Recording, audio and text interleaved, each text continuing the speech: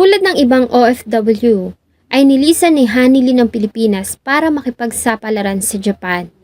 Nagtrabaho ito doon sa isang pabrika sa loob ng 5 taon hanggang sa makilala niya ang lalaki na nagpatibok ng kanyang puso, isang Japanese national na si Yuji Okada. Hindi na bago kay Yuji ang pagkakaroon ng karelasyong Pilipina.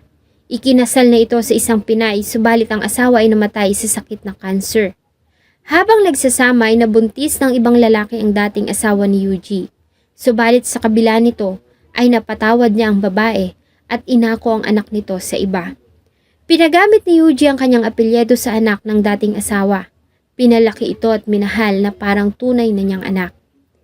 Nang makilala niya si Hanilin ay nabighani siya dito. Matapos ang 1 taong relasyon at pagsasama ay nagdesisyon ang dalawa na magbakasyon sa Pilipinas noong 2014. Lingid sa kanilang kaalaman ang panganib na naghihintay sa kanila sa Pilipinas. Bago ko po ipagpatuloy ang ating kwento, sa mga bago po sa channel ko at nais sa mga ganitong klase ng kwento ng krimen na nangyayari sa loob at labas ng ating bansa ay maaari pong pakipindot ang ating subscribe button at notification bell para ma-notify kayo pag may mga bago tayong upload na videos.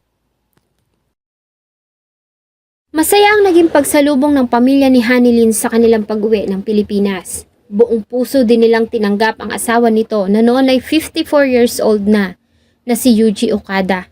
At bilang pagtanggap sa bisita ay nagkaroon ng salo-salo ang pamilya noong June 25, 2014. Sa ginanap na salo-salo ay nabanggit ng dalawa ang plano nilang permanente ng manirahan sa Japan. Ito ay dahil sa nandoon ang kanilang ikinabubuhay.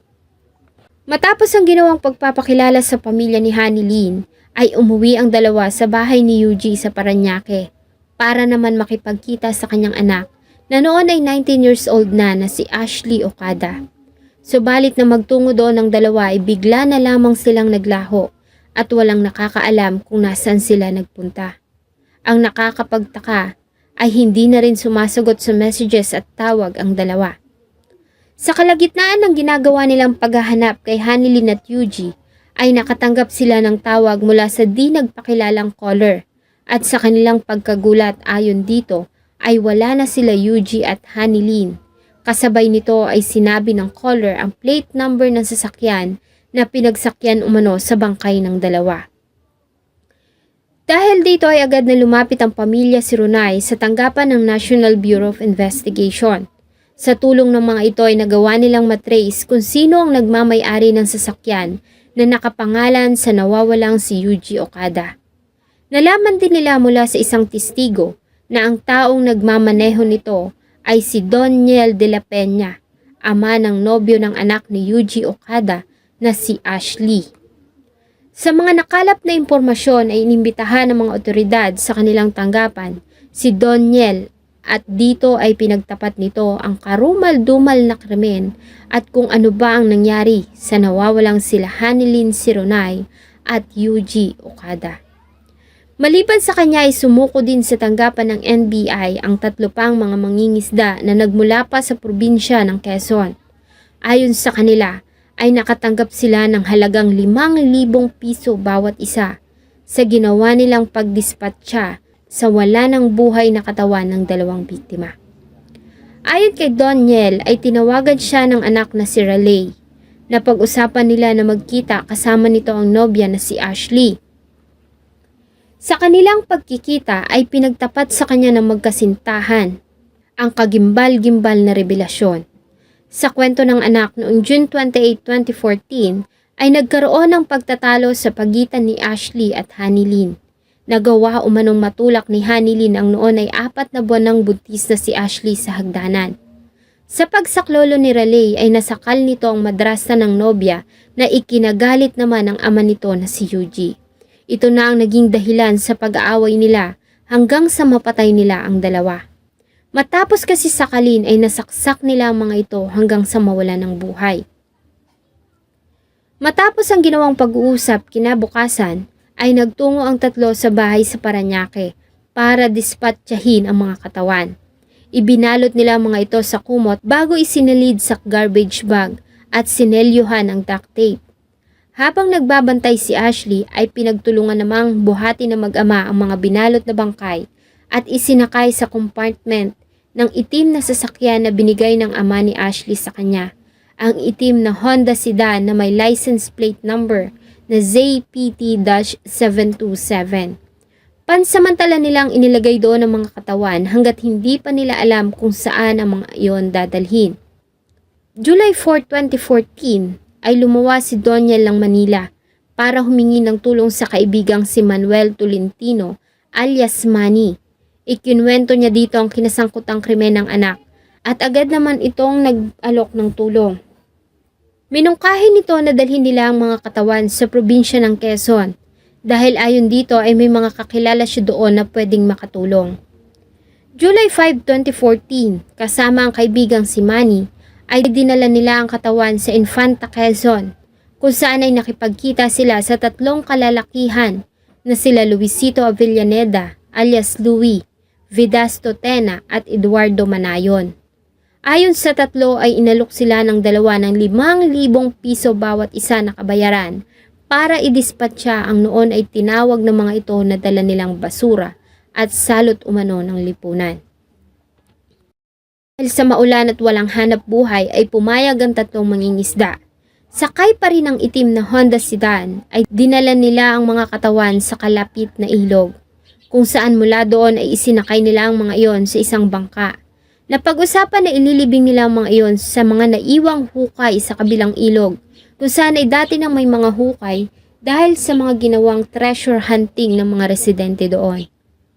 Dahil sa madulas na ang garbage bags ay gumamit ang grupo ng mga kumot na ginawa nilang duyan upang maiangat ang mga katawan mula sa sasakyan at mailipat iyon sa bangka. Dinala ng grupo ang mga katawan sa barangay Bubuin.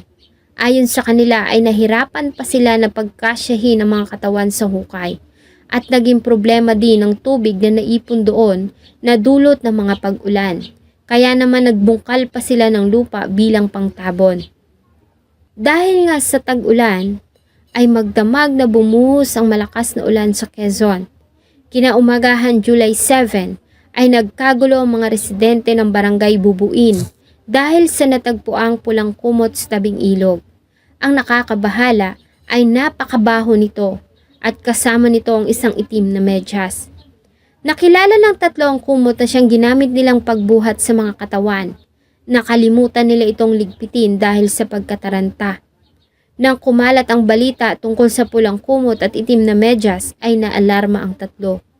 Sa parehong araw ay muli silang nagkita-kita at nagpasyang hukayin muli ang mga katawan at itapon sa dagat. Isinakay nila ang mga katawan sa isang bangka na hinila ng isang bangkang dimotor. Bago tuluyang nagpalaot ay nagbungkal pa ang tatlo ng buhangin na inilagay sa mga sako na siyang gagamitin nilang pabigat sa mga katawan para tuluyan na itong manatili sa ilalim ng dagat. Sa kabila ng malalaking alon ay halos 1.5 oras na tumakbo ang grupo hanggang sa mapagpasyahan na ihulog ang mga dala sa parte ng Pulilo Island na bahagi na ng karagatang Pasipiko. Sa tulong ng Coast Guard at ng Infanta Municipal Police, ay nagsagawa ang NBI at investigador ng retrieval operation noong August 19, 2014. Kasama ang tatlong mangingisda ay pumalaot sila sa kabila ng nangangalit na alon.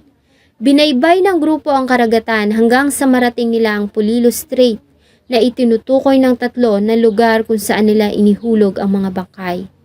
Sinisid ng mga expert ang parting iyon ng dagat, ngunit wala silang dalang magandang balita sa kanilang pag-ahon. Ayon kay Lieutenant Eugenio Federico ng Coast Guard, bukod kasi sa malalakas na agos sa ilalim, ay posible rin na humiwalay na ang mga katawan sa ikinabit na pabigat at imposible na rin na matagpuan ang mga iyon dahil sa halos 1 buwan at kalahati na ang lumipas. Binisita din nila ang lugar kung saan inilibing ang mga katawan sa pagbabakasakali na makakakuha pa sila roon ng DNA samples. Malaki kasi ang maitutulong ng DNA para sa pagkalap ng physical evidence. Ngunit sa kasamaang palad dahil sa mga pag-ulan at maputik sa lugar ay bigo na sila na makakuha ng DNA. Hindi na rin visible ang blood samples sa nakuhang pulang kumot. Sa kabila ng pagkawala ng katawan at physical evidence ay malaki naman ang naging role ng mga salaysay ni Doniel de la Peña at 3 mangingisda para sa pagsasampa ng kaso. Dahil dito ay nag-file ng kasong parricide at double murder case ang NBI laban sa 19 years old na si Ashley Ocada at 20 years old nitong nobyo na si Raleigh Reyes. Samantala, accessories to the crime naman sila Doniel de la Peña, Manuel Tolentino Jr., Luisito Avellaneda, Vidasto Tena at Eduardo Manayon sa Parañaque City Prosecutor's Office. Ayon sa kapatid ni Hanilyn ay hindi lingid sa kanilang kaalaman ang pagkakaroon ng problema ni Yuji Okada at ng kanyang ampon. Isa sa dahilan ng malimit nilang pag-aaway ay ang paggamit nito ng pinagbabawal na gamot. Kasama ang nobyo nito. Isa din sa mga katulong ang nagbigay ng pahayag na malimit magtalo ang mag-ama sa usapin tungkol sa mga ari-arian at may mga pagkakataon din umano na naikukwento sa kanya ng dalaga ang plano nito na pagpatay sa ama-amahang Hapon. Sa pagulong ng kaso ay nanatili namang mailap sa batas ang magkasintahang Ashley at Raleigh.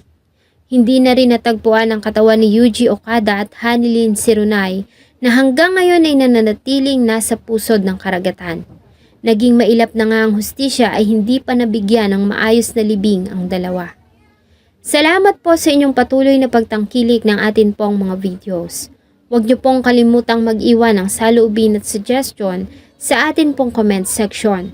Sana po ay samahan niyo po akong muli sa susunod pa nating mga episodes.